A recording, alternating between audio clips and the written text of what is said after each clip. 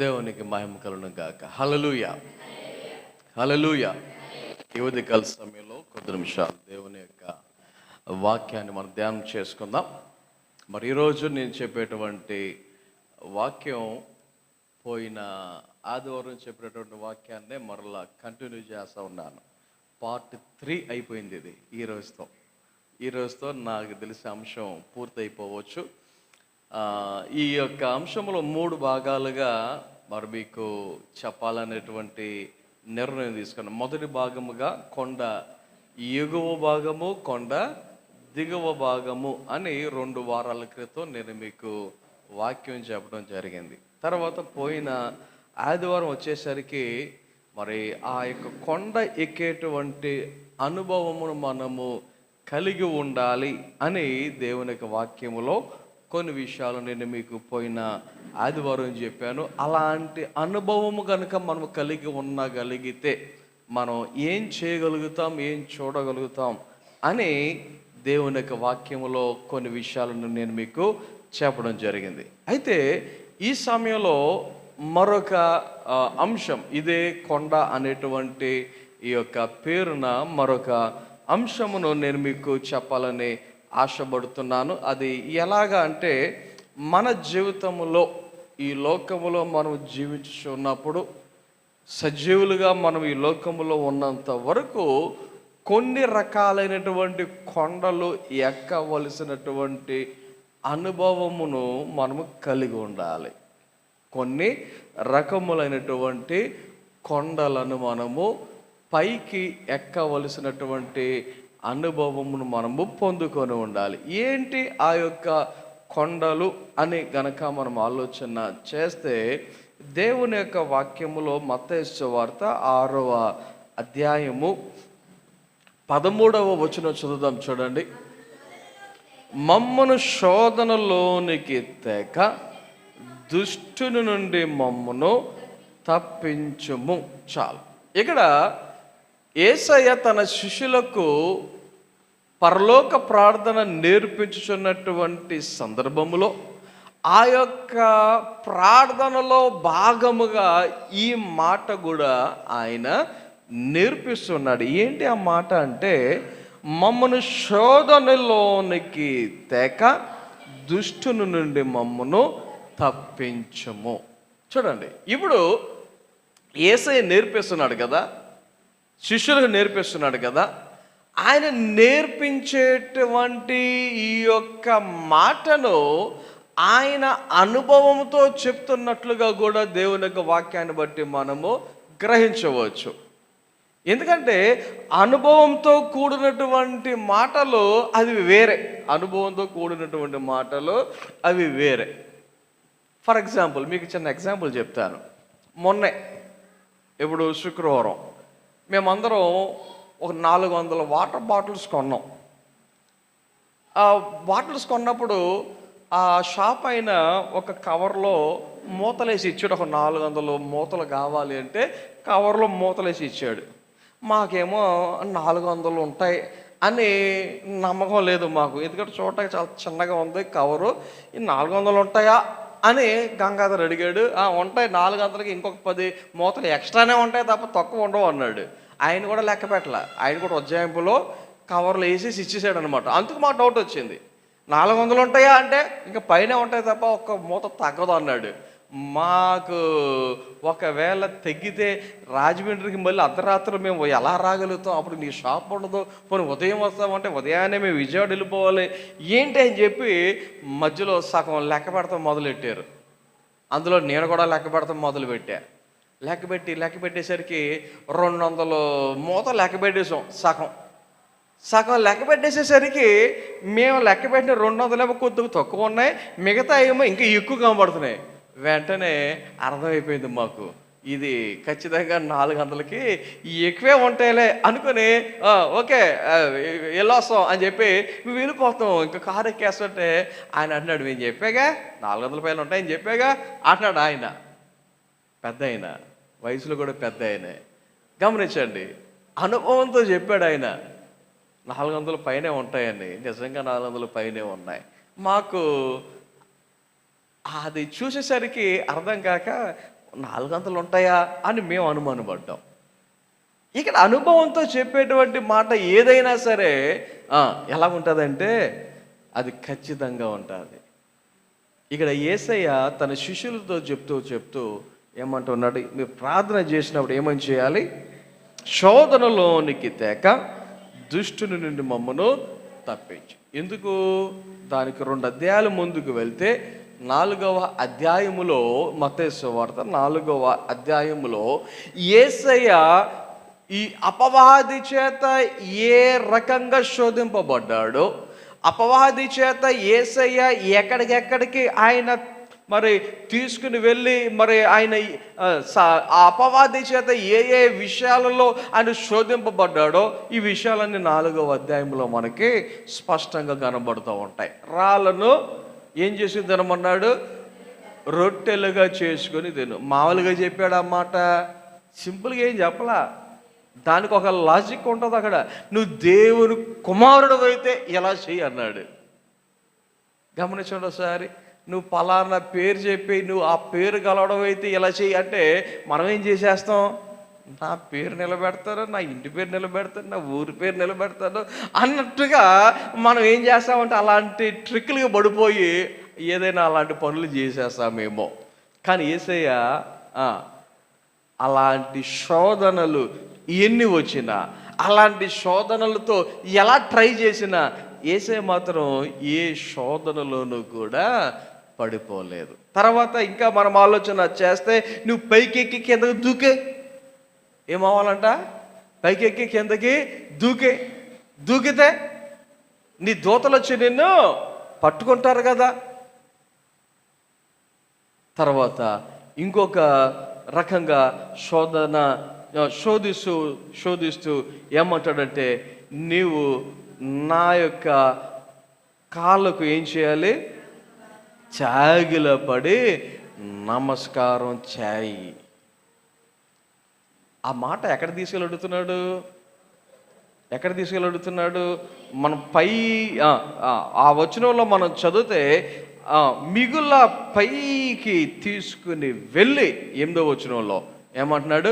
ఎత్తైన ఒక కొండ మీదకి ఆయనను తోడుకొని పోయి అంటున్నాడు, ఈ లోక రాజ్యములన్నిటినీ వాటి మహిమను ఆయనకు చూపి నువ్వు సాగిలపడి నాకు నమస్కారం చేసిన వీటినన్నిటిని నీకు ఇచ్చేదను. ఆలోచన చేయండి. నాకు సాగిలపడి నమస్కారం చేస్తే ఇవన్నీ నీకు ఇస్తాను. ఇది ఎలాగుంటుందంటే, ఇది నా ఫోన్, ఇది నా ఫోన్. ఎవరన్నా వచ్చి నా దగ్గరికి, పాస్టర్ గారండి మీరు నాకు నమస్కారం చేయండి, ఈ ఫోన్ మీకు ఇచ్చేస్తాను అంటే నా ఫోన్ నాకు ఇవ్వడం ఏంటి తిరిగి? ఇక్కడ అలాగే ఉంది. ఈ రాజ్యాలన్నీ, ఈ లోకమంతా ఎవరి సృష్టి?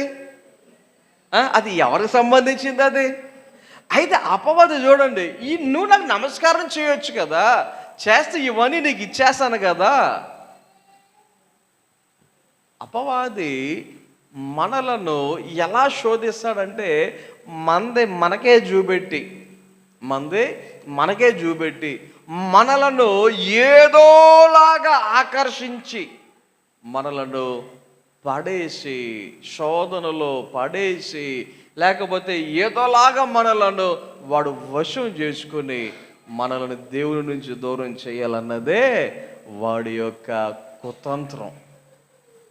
కాబట్టి దేవుని బిడ్డలుగా ఈ ఉదయకాల సమయంలో నేను చెప్పేటువంటి వాక్యంలో మొదటి పాయింట్ ఏంటంటే, శోధనల కొండ అనుభవము మనకుంటాయి.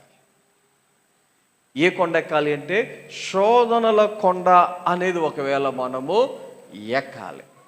ఈ లోకములో ఉన్నప్పుడు శోధనలు, శ్రమలు, ఇబ్బందులు, కష్టాలు, బలహీనతలు, నష్టాలు ఇలాంటివి మనకే వస్తాయి, మనుషులకే వస్తాయి. ఆలోచన చేయండి. కొంతమంది ఒకవేళ మభ్య పెడతానికి మీరు యేసుప్రభు నమ్ముకొని మీకు ఏ కష్టాలు రావు అంటారేమో. అబ్బే అలాంటి మాటలు ఎవరైనా మాట్లాడితే నమ్మొద్దు కూడా. యేసయ్య ఈ లోకంలో ఉన్నప్పుడు స్వయముగా ఆయన చెప్పినటువంటి మాట ఏంటి తెలుసా? యోహాను సువార్త 16వ అధ్యాయంలో కనబడుతుంది. ఈ లోకములో మీకు శ్రమ కలుగును, అయినను మీరు ఎలాగ ఉండాలి?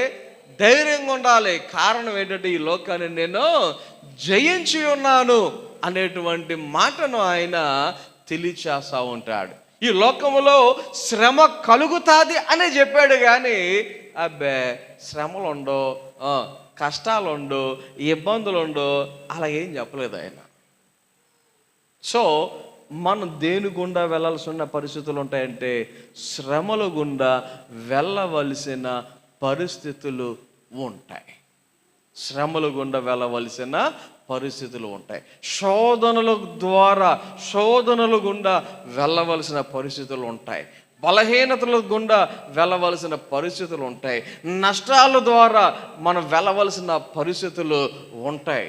అయితే ఇలాంటివి ఎన్ని వచ్చినా మన జీవితంలో మనము ధైర్యంగా ఉండాలి, నమ్మకంగా ఉండాలి, నీతిగా ఉండాలి, యథార్థంగా ఉండాలి. అన్ని విషయాలలో ఎప్పుడైతే అటువంటి జీవితాన్ని మనము జీవించగలుగుతామో, ఎప్పుడైతే ఇలాంటి పరిస్థితుల్లో కూడా మనము మంచిగా ముందుకు వెళ్ళగలుగుతామో, అలాంటి పరిస్థితులు ఉన్నప్పుడు దేవుడు వారిని మరి ఎంతగా మరి ఆయన మరి నడిపిస్తాడు, హెచ్చిస్తాడు, దీవిస్తాడు అంటే మన నమ్మకాన్ని బట్టి, మన క్రియలను బట్టి ఆయన మనకు ప్రతిఫలమును ఇచ్చేటువంటి వాడుగా దేవుడు ఉన్నాడు. సో శోధనల కొండ, ఏ కొండగా మనం ఎక్కాలి? శోధనల కొండ. ఆ శోధనల కొండ మీద ఏముంటాయి అన్నమాట? శోధనలే ఉంటాయి. శోధనల కొండ మీద ఏముంటుంది? శోధనలే ఉంటాయి. ఆ కొండ ఎక్కాలి మనం. కానీ ఆ శోధనలకు మనము పడిపోకూడదు, ఆ శోధనలకు భయపడిపోకూడదు, ఆ శోధనలకు బెదిరిపోకూడదు. శోధనలు వచ్చిన, శోధనల గుండా వెళ్ళిన మనము దేవునిని బట్టి ఆయన యొక్క బిడులుగా మనం ఎప్పుడైతే నమ్మకంగా ముందుకు మన యొక్క మార్గంలో వెళ్తూ ఉంటామో అటువంటి వారి యొక్క పరిస్థితులు, జీవితాలు ప్రత్యేకంగానే ఉంటాయి. ఇక్కడ మీకు ఒక ఎగ్జాంపుల్ చెప్తాను. ఈరోజు చదివినటువంటి కీర్తన భాగం ఉంది కదా, మనము కీర్తన గ్రంథం 11వ కీర్తనలు చదివాము కదా. అక్కడ దావీదు గారు ఈ మాట ఆయన చెప్తున్నాడు. ఏమని? 11వ వచనం మొదటి వచనములో మనం చదివితే, యెహోవా శరణుజొచ్చి ఉన్నాను, పక్షి వలె నీ కొండకు పారిపోమ్ము అని మీరు నాతో చెప్పుటయేలా. చూడండి ఒకసారి, నన్ను ఎందుకో కొండకు పారిపోమని చెప్తున్నారు. ఎందుకు చెప్తున్నారు నాకు అలాగా? దావీదు గారి యొక్క ప్రశ్న ఇది. నన్నేంటి మీరు కొండ మీదకి పారిపోమంటున్నారు? దుష్టులు ఏం చేస్తున్నారు? వారు విల్లు ఎక్కువ పెట్టి ఉన్నారు. నన్ను కనబడితే ఎప్పుడు చంపేదామా అన్నట్టుగా విల్లును వారు, బాణమును వారు ఎక్కిపెట్టి ఉన్నారు, రెడీగా ఉన్నారు, గురి పెట్టుకొని ఉన్నారు. మీరేంటి నన్ను కొండ మీద పారిపోమంటున్నారు?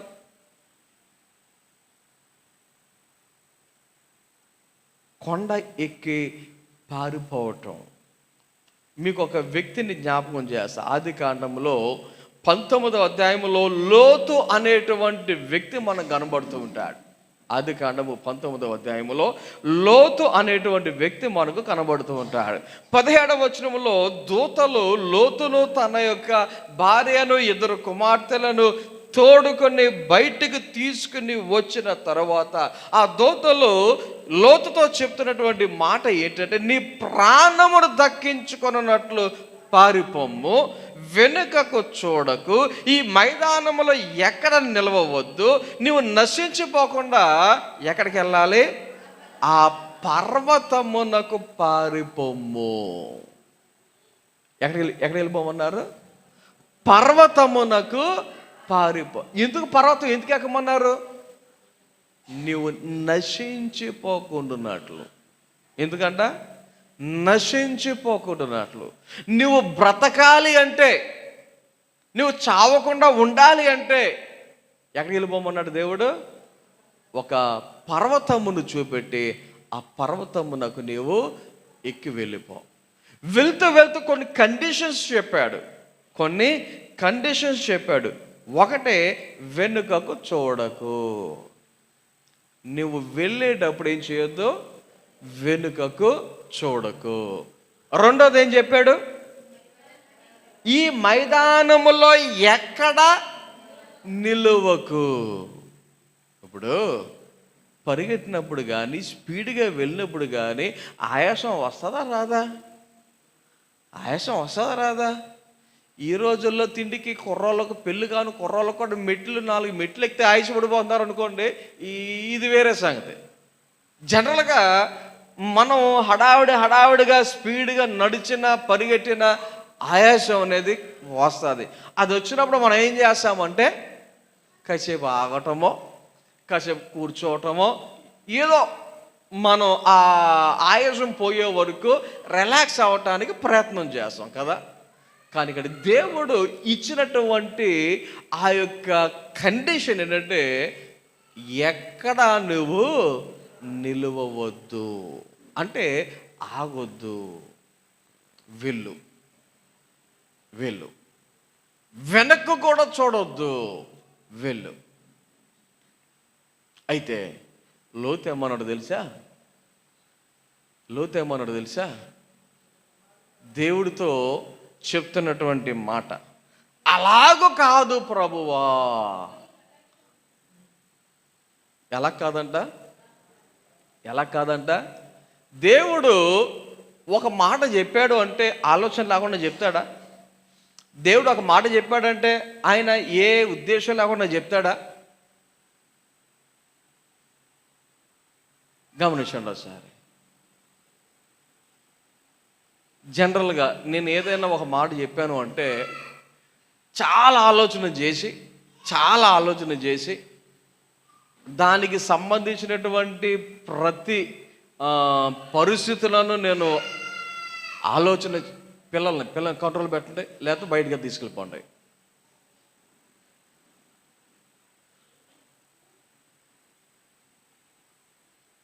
ఒక మాటను నేను చెప్పేటప్పుడు చాలా ఆలోచన చేసి ఆ తర్వాత కానీ నేను ఆ మాట బయటికి చెప్పను. మొన్న ఒక చిన్న ఎగ్జాంపుల్ చెప్తా. రాజమండ్రిలో కారులో ఒక మాట అడిగా, జాంపేట సెంటర్కి ఎటు వెళ్దాం అని అడిగా. దానికి నాకు జవాబు ఏం చెప్పాలి? పలానా వైపుకి వెళ్ళాలని చెప్పాలి. అది స్ట్రైటో రైటో లెఫ్టో ఏదో చెప్పాలి. నాకు అది చెప్పలా. అక్కడికి ఎందుకండి అన్నారు.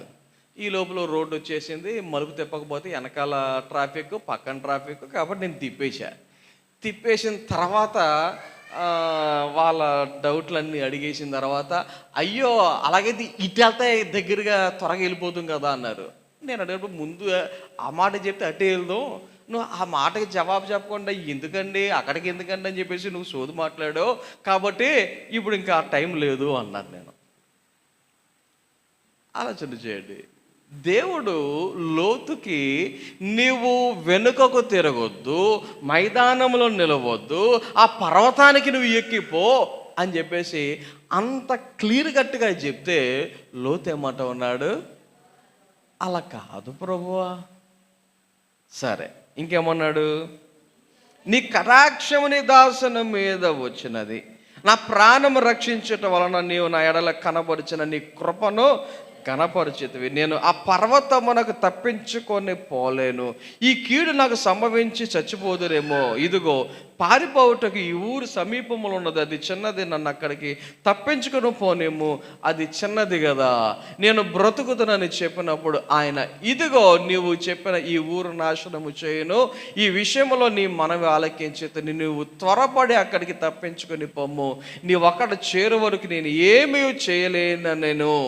అందుచేత ఆ ఊరికి సోయార్ అనే పేరు పెట్టాను. సరే, ఇప్పుడు దేవుడు చెప్పినటువంటి దాని ప్రకారంగా కాక మళ్ళా లోతు స్పెషల్ రిక్వెస్ట్ చేసుకుని, ప్రభువా నేను కొండ ఎక్కలేను, నేను ఆ పర్వతం ఎక్కలేను, అక్కడికి వెళ్తే చచ్చిపోతానేమో. అక్కడికి వెళ్తే ఏమైపోతాడంట? చచ్చిపోతాడేమో. దేవుడు ఏమన్నాడు? నీ ప్రాణాన్ని రక్షించుకోవడానికి అక్కడికి వెళ్ళమన్నాడు. లోతు ఏమంటున్నాడు? అక్కడికి వెళ్తే చచ్చిపోతానేమో అంటున్నాడు. బాగా అర్థం చేసుకోండి. ఈ రోజుల్లో అనేక మంది పరిస్థితి ఇలాగే ఉంటుంది. దేవుడేమో మనల్ని కాపాడాలి అని, మనల్ని రక్షించాలి అని, మనల్ని సజీవులుగా ఉంచాలని ఆయన అనేక రకాలైనటువంటి రీతిగా ఆయన వాక్యము ద్వారా ఆయన అనేక మందితో మాట్లాడుతూ ఉంటే, ఈ లోకంలో అనేక మంది ఏం చేస్తున్నారో తెలుసా? అలా చెప్తే అలాగా, అలా జీవిస్తే అలాగా, అలా ఉంటే అలాగా, అబ్బే నేను ఇలాగే ఉంటా.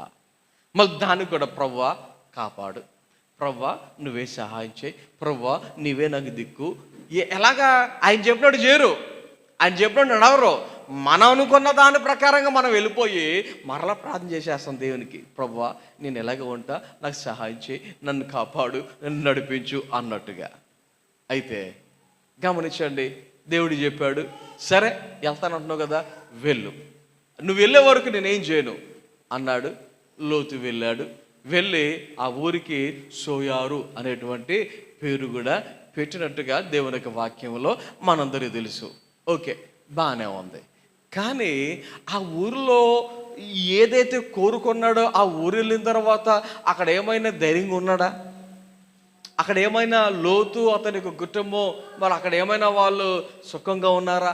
అక్కడ ఏ ఇబ్బందులు లేకుండా ఉన్నారా అని గమనిస్తే, మీరు అదే అధ్యాయంలో ఇంకా కొద్దిగా కిందకి చదువుకుంటూ వెళ్తే అక్కడ జరిగినటువంటి కొన్ని పరిస్థితులు నేను మీకు జ్ఞాపకం చేస్తాను. ఏంటి అంటే, దేవుడు సొదొమ గొమొర్రా అనేటువంటి పట్టణముల మీద ఆయన అగ్ని గంధకములను కురిపించి ఆ యొక్క ప్రాంతములను కాల్చివేసిన తర్వాత అవి ఎప్పుడైతే కాలిపోయి పచ్చదనం అంతా పోయి మరి మసి బొగ్గులైపోయి ఆ యొక్క పొగల్లాగా ఎప్పుడైతే నేలంతా అయిపోయిందో, లోతు ఆ పరిస్థితులను చూచి, చూడండి 30వ వచనంలో, లోతు సోయారులో నివసించుటకు భయపడి తన 2 కుమార్తెలతో కూడా సోయారు నుండి పోయి ఆ పర్వతమందు నివసించాను. అతడును అతని 2 కుమార్తెలను ఒక గుహలో నివసించిరి. దేవుడు ముందే అడగలమన్నాడు, పర్వతానికి ఎక్కిళ్ళు అన్నాడు.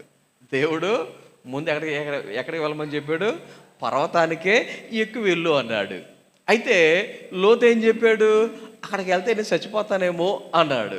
ఎక్కలేక చచ్చిపోతానేమో అన్నట్టుగా ఒకవేళ ఆ ఉద్దేశంతో మాట్లాడి ఉండొచ్చు. కానీ ఇప్పుడు దేవుడు చెప్పకుండానే, దేవుడు వెళ్ళమనకుండానే ఈ ప్రస్తుత పరిస్థితులకు భయపడి ఇప్పుడు లోతు ఎక్కడికి వెళ్ళిపోయాడు? ఆ పర్వతం మీదకి వెళ్ళిపోయాడు. మరి ఇప్పుడు ఎలా వెళ్ళాడు? భయంతో వెళ్ళాడు. ఎక్కడంటే నేనున్న ప్రాంతం కూడా కాలిపోతుందేమో అనేటువంటి భయంతో వెళ్ళాడు. దేవుడు అన్నాడు, నువ్వు వెళ్ళు, ఆ ప్రాంతాన్ని నేను ఏం చేయనులే, నువ్వు అడిగావు కదా, ఏం చేయనులే అని అన్నాడు దేవుడు. అయినా సరే భయం వేసేసింది లోతుకి, భయం వేసేసింది. ఆలోచన చేయండి. ఇక్కడ మనం గమనించవలసినటువంటి విషయాలు ఏంటంటే, శోధనలు వచ్చినప్పుడు కొంతమంది భయపడిపోతూ ఉంటారు, కంగారు పడిపోతూ ఉంటారు. ఇంతకుముందు కూడా మీకు ఈ మాట చెప్పింది, 2-3 సందర్భాల్లో చెప్పాను. కరోనా టైంలో అనేక మంది చనిపోవటానికి గల కారణాల్లో కరోనా అనేది ఒక కారణం అయితే, దానికి మించినటువంటి కారణం కూడా ఏంటో తెలుసా? చాలామంది చనిపోవటానికి భయంతో చచ్చిపోయారు. అనేక మంది భయంతో చనిపోయారు. కరోనా వచ్చేసిందా, అయితే నేను బతకనేమో అనుకున్నాడు, ఆ భయంతో అలాగే చనిపోయినటువంటి వారు అనేక మంది ఉన్నారు. సో శోధనలు అనేవి మనకు వస్తాయి. వచ్చినప్పుడు వాటిని మనము ఎదుర్కొనేటువంటి వారుగా ఉండాలి. బలంగా వాటిని ధైర్యముగా ఎదుర్కొనేటువంటి వారముగా ఉండాలి. ఇంకొక ఎగ్జాంపుల్, రాజుల మొదటి గ్రంథం రాజుల మొదటి గ్రంథం చూడండి, 19వ అధ్యాయము 8వ వచనంలో చదివితే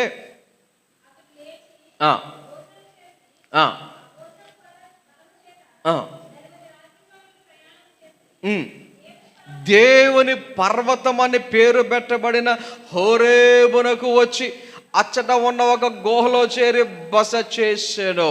అప్పుడు దేవుడు అతనికి ప్రత్యక్షమైనప్పుడు ఇక్కడ ఏం చేస్తున్నావు అని చెప్పేసి అడిగితే అప్పుడు అక్కడ ఏలియా చెప్తున్నటువంటి జవాబు మనకు కనబడుతూ ఉంటుంది. ఏమన్నాడంటే, నా ప్రాణమును తీయజూచుచున్నటువంటి పరిస్థితిని బట్టి నేను వచ్చి ఇక్కడ దాక్కున్నాను అన్నట్టుగా మాట్లాడుతున్నట్లుగా దేవుని యొక్క వాక్యములో కిందకి వచ్చిన చదువుకుంటూ వెళ్తే ఆ విషయాలన్నీ మనకు కనబడుతూ ఉంటాయి. చూడండి ఒకసారి, ఏలియా ఆ కొండ ఎక్కి, హోరేబు అనేటువంటి కొండ ఎక్కి అక్కడ తల దాచుకొనడానికి గల కారణం ఏంటి అని ఆలోచన చేస్తే అక్కడ దేవుడి యొక్క వాక్యములో మనం చదువుతాం, యెజబెలు అనేటువంటి ఆమె ఏలియాను ఏం చేయటానికి ఆమె ప్రణాళిక పన్నింది? చంపటానికి. దేనికి?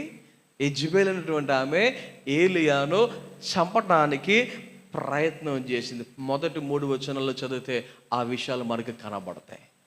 అయితే ఆమె చంపటానికి ప్రయత్నం చేస్తుందని ఏలియా తెలుసుకొని అక్కడి నుండి తప్పించుకోవటానికి ఆయన ఇప్పుడు ఎక్కడికి పారిపోయాడు? 40 రాత్రింబగళ్ళు ఆయన నడిచి పరిగెట్టి హోరేబు అనేటువంటి కొండ మీదకి వెళ్ళి అక్కడ ఒక గుహలో ఆయన నివసించుచున్నాడు అని దేవుని యొక్క వాక్యములో బస చేయుచున్నాడు అని కనబడుతూ ఉంటుంది. కొండ ఎక్కడం, శోధనలు, కొండ, ఇబ్బందులు కలిగించేటువంటి పరిస్థితులు, నష్టము కలిగించేటువంటి పరిస్థితులు ఒకవేళ మనకు రావచ్చు. అయినా ధైర్యంగా ఉండండి. కారణం ఏంటంటే ఆయన బిడ్డలను ఆయన చూసుకునేవాడు, నడిపించేటువంటి వాడు, కాపాడుకునేటువంటి వాడు, పోషించుకునేటువంటి వాడు. ఆలోచన చేయండి, దేవుడు ఆయన బిడలమైన మనలను విడిచిపెట్ట. ఎంత పేదవాళ్ళైనా సరే వాళ్ళ కన్న బిడ్డలను వాళ్ళు పోషించకుండా వదిలేస్తారా? ఎంత పేదరికమైనా పోషించకుండా వదిలేస్తారా? వాళ్ళకి ఉన్న దాంట్లో ఎంతో కొంత పిల్లలకి పెడతారా? బెటరా? తల్లి తన కడుపు మార్చుకునైనా తన పిల్లలకి పెడతాదా? పెట్టదా? గమనించండి. మరి దేవుడు ఆయన బిడ్డలను అలా చూస్తూ ఎందుకు ఊరుకుంటాడు? మన శోధనల్లో గుండా వెళ్తూ ఉంటాయి. సో మొదటిది ఏం చెప్పండి మీకు? శోధనల కొండ. రెండవదిగా నేను చెప్దాం అనుకున్నటువంటి పాయింట్ ఇంకోటి ఏంటంటే, మత్తయి సువార్త 5వ అధ్యాయము 1వ వచనం ప్రకారంగా చూచి కొండ ఎక్కి కూర్చుండగా వచ్చేరి అప్పుడు ఆయన నోరు తెరిచి ఇలాగు బోధింపసాగెను.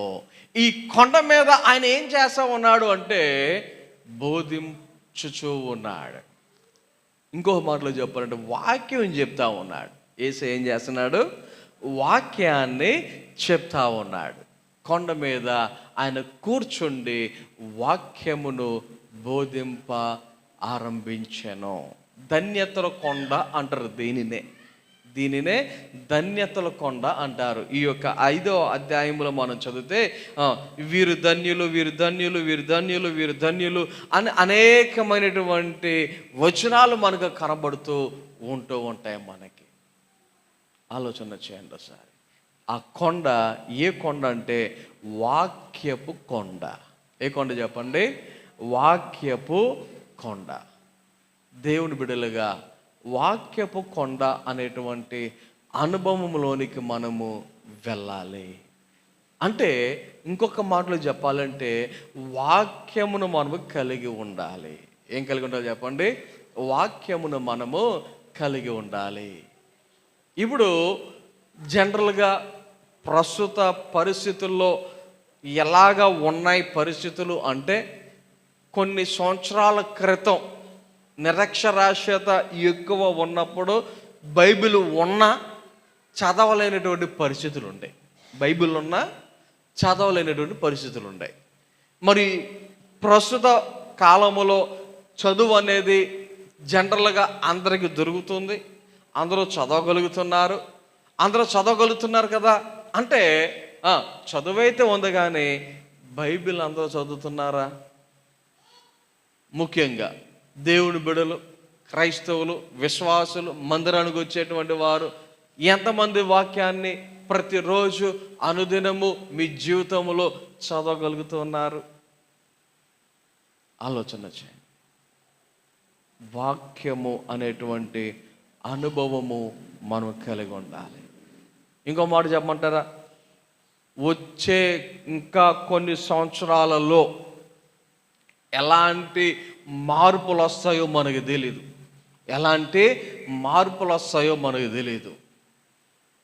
కొన్ని దేశాలు ఉన్నాయి, ఆ దేశంలో బైబిల్ కనబడితే కాల్చి చంపేయచ్చు వాళ్ళని. ఎవరి చేతిలోనైనా బైబిల్ ఉంటే వాళ్ళని కాల్చి చంపేయచ్చు అనేటువంటి రూల్ పాస్ అయినటువంటి కొన్ని దేశాలు ఉన్నాయి. ఆలోచన చేయండి. రానున్న పరిస్థితులు ఎలాగుంటాయో మనకు తెలియదు. ఆ టైంలో ఒకవేళ నువ్వు బైబిల్ చదవదామన్నా అది అందుబాటులో ఉండదో తెలియదు. దానికంటే ముందు ఇంకొక మాట చెప్తా. కంటి చూపు బాగున్నప్పుడే చదవను బైబిల్. ఆ తర్వాత కంటి చూపు పోయిన తర్వాత నేను చదువుదామని బైబిల్ పట్టుకుని ఎంత ట్రై చేసినా అక్కడ ఏదో మొత్తగా ఉన్నట్టుగా కనబడదు తప్ప ఆ అక్షరం ఏంటో మీకు కనబడదు. అవునా కాదా? కంటి చూపు ఉన్నప్పుడే మనము వాక్యాన్ని చదవగలగాలి, చదివినది హృదయములో ఉంచుకోగలగాలి. చెవులు మంచిగా పనిచేస్తున్నప్పుడే వాక్యాన్ని వినగలగాలి.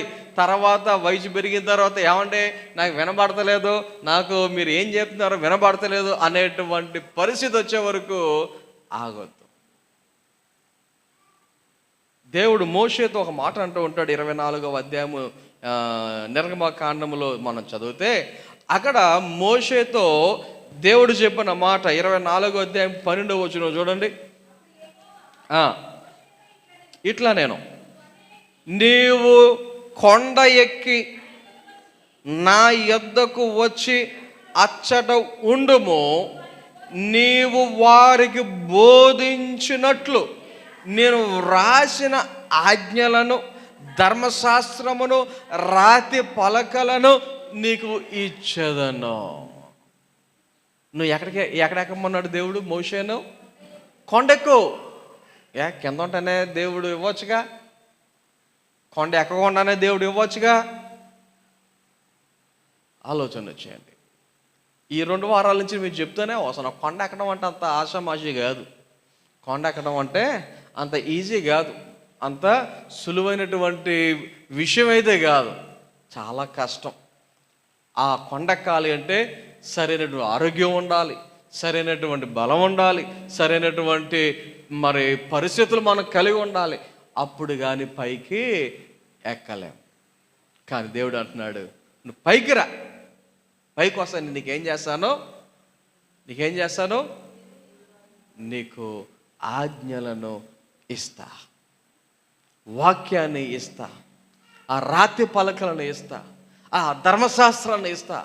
నువ్వు పైకి రా. ఎక్కడికి రావాలి? పైకి రా. ఒకటేం చెప్పాను? శోధనల కొండ. రెండోది ఏం చెప్పాను? వాక్యపు కొండ. మూడవదిగా స్వస్థత కొండ. మత్తయి సువార్త 15వ అధ్యాయం 29వ వచనం చదువుదాం చూడండి. మత్తయి సువార్త 15వ అధ్యాయం 29వ వచనం. వచ్చి కొండ ఎక్కి అక్కడ కూర్చుండగా బహుజన సమూహములు ఆయన యొద్దకు కుంటివారు, గ్రుడ్డివారు, మోగవారు, అంగహీనులు మొదలైన అనేకులను తీసుకుని వచ్చి ఆయన పాదముల యొద్ద పడవేసిరి. ఎక్కడుండగా? కొండెక్కి ఆయన కొండ మీద ఉంటే వీళ్ళందరూ ఎవరిని తీసుకెళ్లారంట? ఎవరిని తీసుకెళ్ళారు? కుంటోడు పైకి ఎక్కగలుగుతాడా? గుడ్డోడు పైకి ఎక్కగలుగుతాడా? ఆలోచన చేయండి ఒకసారి. అలాంటి వారిని కూడా యేసయ్య కొండ మీద ఉన్నాడని వీళ్ళు ఎక్కడ తీసుకెళ్ళారు? ఇబ్బందే. కుంటి వాళ్ళని కొండ మీద తీసుకెళ్తామంటే చాలా ఇబ్బంది. మన చిన్నపిల్లల్ని ఎత్తుకునే మనం మెట్లు ఎక్కలేం సరిగా. అలాంటిది కుంటి వారిని కొండ మీద తీసుకెళ్తామంటే మాట్లాంటారా? కానీ తీసుకెళ్ళారు. ఆయన పాదాల దగ్గర పడేశారు. యేసయ్య ఏం చేశాడంట? వారిని స్వస్థపరిచాను. అంటే స్వస్థత కొండ. ఆయన దగ్గరికి మనం వెళ్తే, ఆయన ఉన్నటువంటి స్థానమునకు, ఆయన ఉన్నటువంటి ప్లేసునకు నువ్వు చేరగలిగితే, ఆలోచన చేయండి. మనం అనుకుంటాం కొండ ఎక్కితే నీరసం వచ్చేద్దాం అనుకుంటాం. మనం కొండ ఎక్కితే ఏమి వచ్చేద్ది? నీరసం వచ్చేద్దాం అనుకుంటాం. కొండ ఎక్కితే ఎండాకాలంలో కొండ ఒరే నువ్వు అసలు నల్లవాడు పైకి వెళ్ళాడు ఇదేంటి కరుముద్దులాగా అవుతావు, ఎలకరా బాబు అని ఒకవేళ ఆపేస్తారేమో. కానీ పైకి ఎక్కితేనే కానీ నీకేం రాదు, ఏం రాదు, స్వస్థత రాదు. నీ బలహీనులుగా నువ్వు ఉండొచ్చు, కానీ ఆయన దగ్గరకు వస్తేనే తప్ప ఏం రాదు, స్వస్థత రాదు. దేవుని యొక్క వాక్యములో చూడండి ఒకసారి ఒక వచనం చదువుదాం. మత్తయి సువార్త 8వ అధ్యాయం మొదటి వచనం. మత్తయి సువార్త 8వ అధ్యాయం మొదటి వచనం. ఆయన కొండ మీద నుండి దిగి వచ్చినప్పుడు బహుజన సమూహములు ఆయనను వెంబడించాను. ఇదిగో కుష్ఠరోగి వచ్చి ఆయనకు మ్రొక్కి, ప్రభువా నీకు ఇష్టమైతే నన్ను శుద్ధినిగా చేయగలవనేను. అప్పుడు యేసయ్య వాని చెయ్యి చాపి వాణ్ణి ముట్టి, నాకు ఇష్టమే, నువ్వేమవు. ఆలోచన చేయండి. కొన్నిసార్లు కొంతమంది బలహీనతతో ఉన్నప్పుడు తెలియక చేస్తారో తెలీదు, తెలిసి చేస్తారో తెలీదు. కొంతమంది ప్రార్థనలు చేస్తారు, జ్వరం వచ్చేద్ది, ఏదో బలహీనత వచ్చేద్ది. వచ్చినప్పుడు ప్రభువా నీ చిత్తమైతే నన్ను స్వస్థపరచు ప్రభువా. ఏమంట ప్రార్థన? నీ చిత్తమైతే నన్ను స్వస్థపరచు ప్రభువా. దేవుడే మాట్లాడు, రే నువ్వు ఆరోగ్యంగా ఉండరా అంటున్నాడు. మనం ఆరోగ్యంగా ఉండాలి అనేది ఆయన యొక్క ఉద్దేశం. ఆయన మనల్ని పుట్టించినప్పుడు ఆరోగ్యంగానే పుట్టించాడు. ఆయన మనల్ని పుట్టించినప్పుడు బలంగానే పుట్టించాడు. గమనించండి ఒకసారి. కొన్నిసార్లు బలహీనతలు ఎందుకు వస్తాయంటే మనం చేసేటువంటి పనులను బట్టే. కొన్నిసార్లు తల్లిదండ్రులు చెప్తారు పిల్లలకి, ఏయ్ వర్షంలో ఆడుకో, వర్షంలో తడవకో, రంపొచ్చేద్దంటారు. వింటారా పిల్లలు కొంతమంది? అలాగే మమ్మీ, అలాగే డాడీ అంటారు అంతే. కానీ కనబడకుండా ఆడవలసిన ఆట అంతా ఆడేస్తారు. వర్షంలో తడిచిపోయి చెప్ప పెట్టుకుని ఇంటికి వచ్చేసి తల తుడిచేసుకుని దువ్వేసుకొని ఏం ఎరనట్టుగా కూర్చుంటారు రాత్రులు. తెల్లారేసరికి ముక్కు దెబ్బడ, తెల్లారేసరికి గొంతు మాట్లాడదు. మమ్మీ ఏయ్ పిల్లలు పిలితే మమ్మీ ఏడ్రా నీకు గొంతు ఏమైంది అంటే గొంతు ఏమైందో తెలియదు మమ్మీ. గమనించండి, కొన్నిసార్లు బలహీనతలు మన చేతులారా తెచ్చుకుంటాం అన్నమాట. మనము చేతులారా తెచ్చుకుంటాం అన్నమాట. అయితే దేవుడు చెప్తున్నమాట, నాకు ఇష్టమే, నువ్వేమవ్వాలి, శుద్ధుడవు కమ్ము. నాకు ఇష్టమే, నువ్వు శుద్ధుడవు కమ్ము. అయితే దేవునికి వాక్యం చదువుతాం. యేసయ్య ఆ వ్యక్తి చేయి ముట్టగా ఆ తక్షణమే వాని కుష్ఠరోగము శుద్ధి ఆయన. తక్షణమే అంటే వెంటనే ఏమైపోయింది, శుద్ధుడాయను. ఆడు వాక్యంలో చదువుతాం. అప్పుడు యేసు అంటున్నాడు, ఎవరితోనూ ఏమీ చెప్పక సుమి, కానీ నువ్వు వెళ్ళి వారికి సాక్షార్థమై నీ దేహమును యాజకునికి కనబరుచుకొని మోషే నియమించిన కానుక సమర్పించమని వానితో చెప్పాను. ఏం చేయాలి? నువ్వేం చేయాలి? నువ్వు ఎవరికి చెప్పనవసరంలా, సింపుల్గా నువ్వు వెళ్ళి యాజకునికి నువ్వు కనబరుచుకో. ఆ తర్వాత నువ్వేం చేయాలి? మోషే నియమించిన కానుక సమర్పించు. దేవుడు స్వస్థపరిచినప్పుడు, దేవుడు ఆరోగ్యం ఇచ్చినప్పుడు, దేవుడు మనకి బలం ఇచ్చినప్పుడు ఇక్కడ వాక్యం చెప్తుంది, నేర్పిస్తూ ఉంది, మనం సమర్పించవలసిన కానుక సమర్పించాలి. ఆలోచన. స్వస్థత అందరం కోరుకుంటాం కదా. ఆరోగ్యాన్ని అందరం కోరుకుంటాం, అవునా కాదా? బలహీనంగా ఉండాలని ఎవరు అనుకోం, అవునా కాదా? ఆలోచన చేయండి. అయితే స్వస్థత ఇచ్చినప్పుడు నమ్మకంగా మనము దేవుని బిడ్డలుగా ఉండవలసిన పరిస్థితి. 4వదిగా ఇంకొక కొండ గురించి చెప్తాను. దేవుని యొక్క వాక్యములో మత్తయి సువార్త 14వ అధ్యాయము 23వ వచనంలో చదివితే, ఆయన ఆ జన సమూహములను పంపివేసి ప్రార్థన చేయుటకు ఏకాంతముగా కొండ ఎక్కి. ఎందుకు ఎక్కాడు కొండ? కొండ ఎందుకు ఎక్కాడంట ఆయన? ప్రార్థన చేయుటకు. దేనికోసం? ప్రార్థన చేయుటకు. 4 విషయాలు చెప్పినప్పటికీ, 1 శోధనల కొండ, 2 వాక్యపు కొండ, 3 స్వస్థత కొండ, 4 ప్రార్థన కొండ. మన జీవితంలో ప్రార్థన అనేటువంటి అనుభవమును మనం కలిగి ఉండాలి. ప్రార్థన అనేటువంటి అనుభవమును కలిగి ఉండాలి. కొండ ఎక్కితమే కష్టం, కొండ ఎక్కడమే కష్టం. ఎక్కిన తర్వాత ఏం చేయాలంట? ప్రార్థన చేయాలంట. కొంతమందికి ప్రార్థన చేయడమే కష్టం, ఇంకా కొండ ఏమి ఎక్కుతారు? కొంతమందికి ప్రార్థన చేయడానికే టైం ఉండదు, ఇంకా కొండలు ఎక్కుతారు, అవునా? మనం వాక్యాన్ని బట్టి గ్రహించాలి. ప్రార్థన చేయటానికి కఠినమైన పరిస్థితులు వచ్చినా, ప్రార్థన చేయటానికి అననుకూలమైన పరిస్థితులు ఉన్నా ప్రార్థన మాత్రం మానకూడదు. ప్రార్థన మాత్రం మానకూడదు. ఆలోచన చేయండి. కొన్నిసార్లు అలిసిపోయిన పరిస్థితులు వచ్చినప్పుడు, ఎప్పుడో కానీ కాదు, అప్పుడప్పుడు ప్రార్థన చేసుకుంటూనే ఉంటాను, ఎప్పుడు నిద్రపోతాను నాకే తెలీదు. బాగా అలిసిపోయినప్పుడు అన్నమాట, బాగా అలిసిపోయినప్పుడు. నిన్న కూడా రాత్రి ఇంచుమించు టైం ఎంత ఏందో గుర్తులేదు, కానీ బహుశా 11, 12 అయిపోయి ఉంటుంది. ఆ టైంలో చాలా అలసిపోయాను నేను. ఎందుకంటే 2 రోజుల్లో నేను పడుకున్నది 4 గంటలు పడుకున్నాను. 2 రోజులు అంటే 48 గంటలు. ఈ 48 గంటలు 4 గంటలు నిద్ర అంటే మీకు ఎలాగుంటుందో మీరే ఆలోచన చేయండి. సో రాత్రి చాలా అలసిపోయిన పరిస్థితి. మొన్న నిద్ర లేదు, మళ్ళీ నిన్న డ్రైవింగ్ వెళ్ళి రావటం ఒకటే కాదు, అక్కడ మేము పంచిపెట్టేటువంటి పరిస్థితుల్లో మామూలు వర్షం కాదు, వర్షం పడతానే ఉంది, తడుస్తానే ఉన్నాం, అయినా ఇస్తానే ఉన్నాం. మళ్ళీ ఇచ్చి మళ్ళీ అక్కడి నుంచి మా కారులో ఎక్కడో ఇక్కడి నుంచి రాజమండ్రి అంత దూరంలో పెట్టాం కారులు. ఎందుకంటే కార్లు ఏవి వెళ్ళాం రోడ్ల మీద, అన్ని నీళ్ళు ఉన్నాయి. ఆ ట్రాక్టర్ మీద వెళ్తున్నాం మేము. ట్రాక్టర్ ఎక్కిన అలవాట్లు ఏదేమో, కారులో ఎప్పుడు కూర్చున్నా కంఫర్ట్గా ఉంటుంది, మంచిగా ఉంటుంది, ఏ కుదుపు వచ్చినా పెద్ద ఏం అనిపించదు. కానీ ట్రాక్టర్ మీద కూర్చున్నా కదా, ఒక చిన్న గదుకు వచ్చిందంటే దడేలమంటుంది, ఒళ్ళంతా హోరం అయిపోతుంది. 1.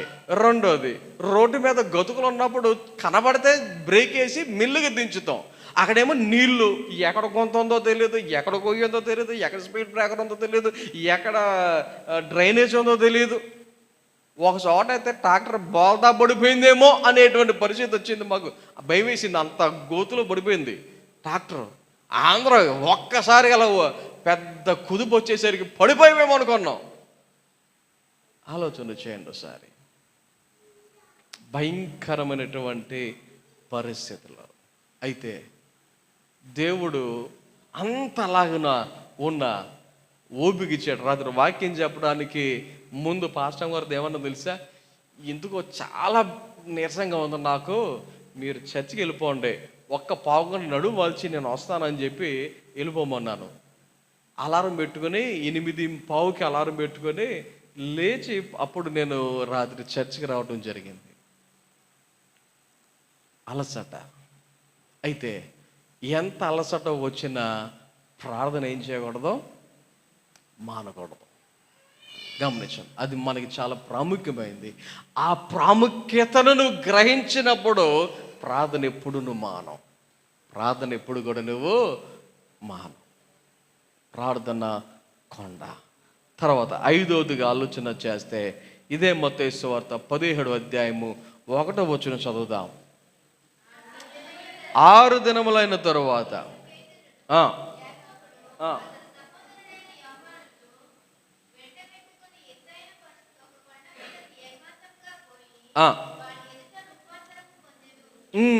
చాలు. ఇక్కడ వాక్యంలో చదువుతున్నాం, ఆ కొండ ఎక్కిన తరువాత వారి ఎదుట ఏమయ్యారంట, రూపాంతరము పొందాను. వారి ఎదుట రూపాంతరము పొందాను. ఈ 5వ పాయింట్ నేను చెప్పే మాట ఏంటంటే రూపాంతర కొండ. ఏ కొండ ఇది? రూపాంతర కొండ. రూపాంతర కొండ అంటే ఆ కనబడుతున్న రూపం అప్పటికప్పుడు ఏమైపోయింది, మార్పు కలిగింది అనేది మనకు అర్థమవుతుంది. మార్పు పొందింది. ఇక్కడ నేను చెప్పేటువంటి మాట ఏంటంటే మార్పు కలిగిన జీవితాన్ని మనం కలిగి ఉండాలి. ఏం కలిగి ఉండాలి? మార్పు కలిగినటువంటి జీవితాన్ని మనము కలిగి ఉండాలి. మార్పు కలిగిన జీవితం అంటే కొంతమంది చెప్తారు, నేను ఎంతకుముందు అంత ఉండేవాడిని, ఈ ట్రీట్మెంట్ తీసుకున్న తర్వాత ఎలాగైపోయాను అని చెప్తారు. ఆ మార్పు గురించి అయితే నేను మాట్లాడతా. కొంతమంది నేను పెళ్ళి కాకముందు సన్నగా ఉండేదాన్ని, ఇప్పుడు ఎంతలాగైపోయానో. ఆ మార్పు గురించి అనుకుంటున్నారా? ఆ మార్పు గురించి కూడా కాదు. మరి ఏ మార్పు? దేవుడు కోరుకునేది ఏ మార్పు? చూడండి, దేవుని యొక్క వాక్యంలో ఒక వచనం చదువుదాం. ఎఫెసీయులకు రాసిన పత్రిక 4వ అధ్యాయము 22వ వచనం నుంచి. ఎఫెసీయులకు రాసిన పత్రిక 4వ అధ్యాయం 22వ వచనం. కావున మునుపటి ప్రవర్తన విషయములోనైతే మోసకరమైన దురాశల వలన చెడిపోవు మీ ప్రాచీన స్వభావమును వదులుకొని మీ చిత్తవృత్తి యందు నూతన పరచబడిన వారై నీతియు యథార్థమైన భక్తియు గలవారై దేవుని పోలికగా సృష్టింపబడిన నవీన స్వభావమును ధరించుకొనవలెను. చూడండి ఒకసారి, ఇక్కడ దేవుని యొక్క వాక్యంలో చదువుతున్నాం, ప్రాచీన స్వభావమును విడిచిపెట్టి ఏ స్వభావం మనం కలిగి ఉండాలంట? నవీన స్వభావమును మనము కలిగి ఉండాలంట. అంటే దాని అర్థం ఏంటి? ఇంతకుముందు ఎలా ఉండేవాళ్ళు? మోసకరమైన దురాశ అనేటువంటి స్వభావం అది. అలాగున ఉన్నటువంటి స్వభావము నుంచి ఇప్పుడు ఎక్కడికి రావాలి? నీతి, యథార్థత, భక్తి అనేటువంటి నవీన స్వభావమును ధరించుకోవాలి. ఈ స్వభావములోనికి మనము మారాలి. అంటే 23వ వచనంలో ఉంటుంది జవాబు. మీ చిత్తవృత్తి యందు నూతన పరచబడిన వారై. ఎక్కడ? చిత్తవృత్తి యందు అంటే మైండ్లో ఫిక్స్ అవ్వాలన్నమాట. మైండ్లో మారాలి. మన మనసు మారాలి. ఏం మారాలి? మనసు మారాలి. నువ్వు ఎప్పుడైతే నీ మనసులో మార్పు తెచ్చుకుంటావో అప్పుడే మనము రూపాంతరము అనేటువంటి అనుభవములోనికి రాగలుగుతాం. నీ మనసులో మార్పు రాకపోతే ఎంత చెప్పినా, ఎటువంటి వారు చెప్పినా దున్నబోత మీద నీళ్ళు పడ్డట్టే. వర్షమా నీళ్ళ ఏదంటారు సామెత? వర్షం. సో నీ మనసులో ఎప్పుడైతే మార్పు వచ్చిందో ఆటోమేటిక్గా ఏమవుతాం? మనము రూపాంతరము చెందుతాం. కాబట్టి ప్రాచీన స్వభావం విడిచిపెట్టి ఎక్కడికి రావాలి? నవీన స్వభావం, మారు మనసు అంటారు. దీనినే మారు మనసు అంటారు. తర్వాత ఆరోదిగా ఇంకొక కొండ గురించి చెప్తా ఉంటాను. అదేంటంటే కలువరి కొండ, లేకపోతే గొల్గొత్త కొండ అంటారు దాన్ని. యేసయ్య చనిపోవటానికి ముందు సిలువలో ఆయనను మోయిపించు, ఆ సిలువను ఆయన మీద వేసి మోయిపిస్తూ ఎక్కడికి తీసుకువెళ్ళారు? కపాలమడుమడిన స్థలము వచ్చే వరకు దానిని కల్వరి కొండ లేక గొల్గొత్త కొండ అని చెప్తా ఉంటారు. మత్తయి సువార్త 27వ అధ్యాయంలో చదివిన, లూకా సువార్త 23వ వచనంలో చదివిన ఈ విషయాలన్నీ మనకు కనబడతాయి. అయితే సమయం లేదు కాబట్టి రెఫరెన్స్ల జోలికి నేను వెళ్ళటం లేదు. ఆ యొక్క కొండ అనుభవంలోనికి మనము వెళ్ళవలసినటువంటి పరిస్థితులు ఉన్నాయి. ఈ లోకములో ఆ కొండ మీదకి మనము వెళ్ళాలి, ఆ కొండ ఎక్కాలి. ఆ కొండ ఎక్కిన తర్వాత ఆ శిలువ మరణములో యేసయ్య ఏదైతే ఆయన పొందాడో ఆ అనుభవములోనికి మనము కూడా రావాలి. పౌలు గారు ఒక మాట అంటూ ఉంటారు. ఈ మాట చదవండి. గలతీయులకు రాసిన పత్రిక 2వ అధ్యాయము 20వ వచనములో పౌలు గారు చెప్పినటువంటి మాట, నేను క్రీస్తుతో కూడా సిలువ వేయబడి ఉన్నాను, ఇక జీవించువాడును నేను కాదు, క్రీస్తే నా యందు జీవించుచున్నాడు. ఆయన చెప్తున్నటువంటి మాట ఏమంటూ ఉన్నాడు? ఆయన నేను క్రీస్తుతో కూడా ఏమైపోయాను? సిలువ వేయబడి ఉన్నాను. అంటే దాని అర్థం ఏంటి? ఈయన కూడా చెక్కలో సిలువుగా ఆకారంగా తయారు చేసి సిలువలో నుంచోబెట్టి ఈయన కూడా మీగులు కొట్టేసి ఎలాగ అనుకుంటున్నారా? ఆలోచన చేయండి. సిలువ అనుభవం మనం కలిగి ఉండాలి. సిలువ శ్రమల అనుభవంలోనికి మనము వెళ్ళాలి. వెళ్ళి ఈ లోకములో ఉన్నటువంటి వాటినన్నిటిని విడిచి ఆయన విడులుగా, ఆయనకు ఇష్టలుగా ఈ లోకములో మనము జీవించవలసిన వారమై ఉన్నాము అని వాక్యాన్ని బట్టి నేను మీకు తెలియచేస్తున్నాను. అంటే సిలువ అనగా శ్రమలు, కష్టాలు, ఇబ్బందులు. మీకు ఒక ఎగ్జాంపుల్ చెప్తాను. బైబిల్లోనే మోషే అహరోనులు వాళ్ళను కొండ మీదకు తీసుకుని వెళ్ళి వాళ్ళు చెయ్యి పైకెత్తి ఉంచితే ఇశ్రాయేలీయులు ఏమయ్యేదంట? విజయం వచ్చేదంట. ఛేదించితే ఊడిపోయేవాళ్ళంట. చెయ్యి ఎత్తితే నెగ్గేవారంట, ఛేదించితే ఊడిపోయేవాళ్ళంట. ఒకసారి ఆలోచన చేయండి. ఈ యుద్ధం జరగడం అంటే ఏదో 1 సెకండ్లో 2 సెకండ్లో అంటే అయిపోద్దా? ఈ యుద్ధం అంటే ఎంతసేపు జరుగుద్ది? చెయ్యి ఎత్తడం అంటే ఎంతసేపు ఎత్తుండాలి? ఎంతసేపు ఎత్తుంచాలి? ఆలోచన చేయండి. చెయ్యి ఎత్తడం అంటే ఎంత కష్టమో తెలుసా? మీ అందరికీ బాగా తెలుసు.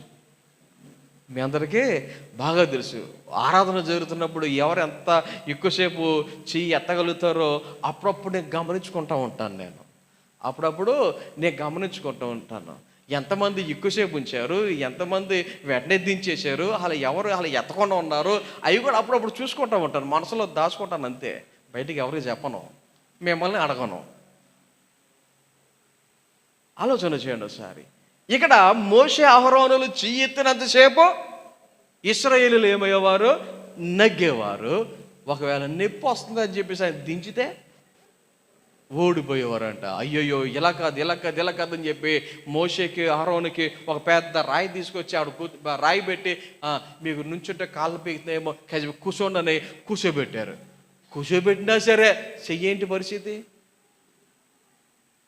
కాళ్ళు లాగకుండా కూర్చోబెట్టారు. మరి చెయ్యి పరిస్థితి ఏంటి? అంతే. ఏం చేశారో తెలుసా? కొంతమంది వచ్చి ఆ చేతులు పట్టుకునే ఉన్నారట పైకి. మోషే నా వల్ల కాదు అన్నా సరే, అయ్యా నువ్వు ఛేదించొద్దు, నువ్వు ఛేదించితే ఊడిపోతాం అని మిగతా వాళ్ళు చేతులు అది పెట్టి పట్టుకునే ఉన్నారంట. అప్పుడు ఇశ్రాయేలుకి ఏమొచ్చింది? విజయం. అప్పుడు కూడా మోషేని ఎక్కడ కూర్చోబెట్టారో తెలుసా? కొండ మీద. ఎక్కడ? కొండ మీద. సో ఇక్కడ ఈ చెయ్యి ఎత్తి అలాగే ఉంచడం అంటే ఎంత శ్రమ, ఎంత ఇబ్బంది, ఎంత కష్టం. సో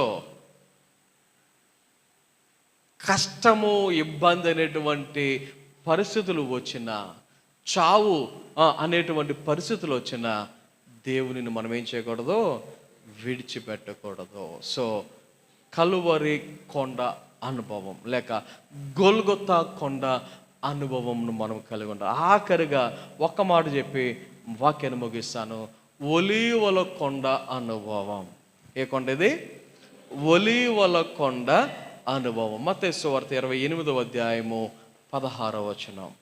మత్తయి సువార్త 28వ అధ్యాయము 16వ వచనం. కొండకు వెళ్ళిరి. యేసు వారికి నిర్ణయించిన కొండకు వారు వెళ్ళారు. ఏది ఆ కొండ అంటే ఒలీవల కొండ. ఇదంతా ఎప్పుడో తెలుసా? యేసయ్య చనిపోయి తిరిగి లేచిన తరువాత. సో ఆయన నిర్ణయించిన దాని ప్రకారంగా వీళ్ళందరూ ఆ కొండ దగ్గరికి వెళ్ళారు. వెళ్ళిన తర్వాత యేసయ్య వారికి ఏం చెప్తున్నాడో తెలుసా?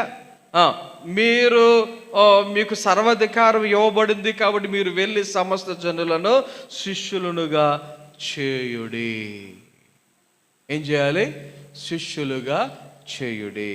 తండ్రి యొక్కయు కుమారుని యొక్క పరిశుద్ధాత్మిక నామమున వారికి బాప్తిస్మము ఇయ్యుడి. ఒలీవ కొండ అనుభవం. ఒలీవ కొండ అనుభవం. ఒలీవ కొండ అనుభవం అంటే మనము ఇతరులను దేవుని వైపు నడిపించటం. ఒలీవ కొండ అనుభవం అంటే ఏంటి చెప్పండి? ఇతరులను దేవుని వైపుకు నడిపించటం. గమనించండి, మనం ఎన్ని సంవత్సరాల నుంచి దేవుని సన్నిధికి వస్తున్నాం? మనము ఎన్ని సంవత్సరాల నుంచి దేవుని సన్నిధికి వస్తున్నాం? మంచిది కాదంటలా. అయితే ఎంతమందిని నువ్వు నా దగ్గర నడిపించావు అనేటువంటి ప్రశ్న దేవుడు మనల్ని అడిగితే మన జవాబు ఏమవుతుంది? మన జవాబు ఏమవుతుంది? గమనించండి, నీ ఇంట్లో కావచ్చు, నీ వీధిలో కావచ్చు, నీ బంధువుల్లో కావచ్చు, నీ స్నేహితుల్లో కావచ్చు, ఆలోచించండి, మన ఊర్లో కావచ్చు, ఎంతమంది లేరు? అలాంటి వారిని దేవుని దగ్గరకు నడిపించగలుగుతున్నామా? సమరయ స్త్రీ యేసయ్య మాట్లాడినటువంటి మాట, యాక్చువల్గా ఆమె నీళ్ళు కోసం బావి దగ్గరికి వచ్చింది. యేసయ్య ఆమె దగ్గరికి వెళ్ళి, అమ్మా నాకు దానికి నీళ్ళు అని అడుగుతాడు. అక్కడ వాళ్ళిద్దరికి మధ్యలో ఒక సంభాషణ కూడా జరుగుతుంది. అవన్నీ కూడా మనందరికీ తెలుసు, యోహాను సువార్తలో మనకి కనబడుతూ ఉంటాయి. అయితే ఆమె ఏం చేసిందో తెలుసా? లాస్ట్కి ఊరందరం తీసుకొచ్చేసింది యేసయ్య దగ్గరికి. ఏం చేసింది? ఊరందరం తీసుకొచ్చేసింది. నేను మెస్సయ్యను కనుగొన్నాను, మీరు వచ్చి చూడండి అన్నట్టుగా ఊరందరినీ యేసయ్య దగ్గరకు నడిపించింది. మగ్దలేని మరియా, ఆమెతో పాటు ఇంకొక మరియా ఉదయాన్నే తెల్లవారుజామున యేసయ్య సమాధి దగ్గరికి వచ్చి చూచి ఆయన లోపల లేకపోవటం చూచి పరిగెట్టుకుని వెళ్ళి ఆమె ఎవరిని పంపించింది? శిష్యులకు చెప్పి మీరు ఇల్లు చూడండి అని శిష్యులను పంపించిందా లేదా? ఆలోచన చేయండి. ఆమె అన్యురాలు. ఇక్కడ స్త్రీ, ఈమె నేను ఏం చేయగలను అనుకుందా? ఇంకొక వ్యక్తి మార్కు సువార్త 5వ అధ్యాయంలో చదివితే శానా అనేటువంటి దైవం పట్టినటువంటి వ్యక్తి యేసయ్య ఆ వ్యక్తిని ఆ యొక్క అపవిత్రాత్మల నుండి విడిపించిన తర్వాత, నువ్వు నాతో రావద్దు కానీ నువ్వు వెళ్ళి నీ ప్రాంతంలో, నీ ఏరియాలో నువ్వు వెళ్ళి నీకు జరిగింది చెప్పు అంటే 20వ వచనంలో వాడు వెళ్ళి యేసు తనకు చేసిన పని దెక్కపోలికలో ప్రకటింపనారంభింపగా అందరూ ఆశ్చర్యపడేరి. ఈ వ్యక్తి కూడా ఏం చేశాడు? ఆ యేసయ్య చెప్పిన రీతిగా ఆ దెక్కపోలిక అనేటువంటి ప్రాంతములో దేవుని యొక్క సువార్తను ప్రకటించాడు. ఆయనకి ఏం జరిగిందో చెప్పుకుంటూ వచ్చాడు. ఆలోచన చేయండి, మనం ఎంతమందిని దేవుని వైపు నడిపించాం? ఎంతమందిని దేవుని వైపు నడిపించగలుగుతూ ఉన్నాం? ఒలీవల కొండ అనుభవం అంటే అదే, దేవుని వైపుకు నడిపించటం. సో ఈరోజు విన్నటువంటి 7 విషయాలు. ఒకటి శోధనల కొండ, 2 వాక్యపు కొండ, 3 స్వస్థత కొండ, 4 ప్రార్థన కొండ, 5 రూపాంతర కొండ, 6 కల్వరి కొండ, 7 ఒలీవల కొండ. ఈ అనుభవంలోనికి మనం వచ్చినప్పుడు అటువంటి వారి జీవితం ఎలా ఉంటుందో మనం ఆలోచన చేద్దాం. అట్టి కృప దేవుడు మనందరికీ అనుగ్రహించి నడిపించును గాక. ఆమేన్. ప్రార్థన చేద్దాం. చిన్న ప్రార్థన. అందరి తలలు వంచండి, కళ్ళు మూసుకొనండి. ప్రార్థన. మహోన్నతుడా, మీకు వందనాలు. ఈరోజు నీ సన్నిధిలోని వాక్యాన్ని వినటానికి, ధ్యానించటానికి మీరు ఇచ్చిన సమయాన్ని బట్టి వందనాలు. విన్న వాక్యంను మా హృదయాలలో భద్రపరుచుకొని, ఇదేవా ఏ కొండల గురించి అయితే విన్నామో అటువంటి ప్రతి అనుభవములోనికి మేము వెళ్ళి ఆ అనుభవముల ద్వారా మేము కొన్ని విషయాలు నేర్చుకొని నిబిడులుగా, నీకు ఇష్టలుగా మేము జీవించడానికి, నడవడానికి సహాయం చేయమని యేసు నామమున ప్రార్థన చేయుచు నాము తండ్రి. ఆమేన్. మా తండ్రి దేవుని ప్రేమ, కుమారుడు యేసుక్రీస్తు వారి కృప, పరిశుద్ధాత్మ సహవాసము, సహాయము, కాపుదల ఇప్పుడు ఎలా ఆయన బిడ్డలను మనందరూ సదా తోడే నడిపించును గాక. ఆమేన్.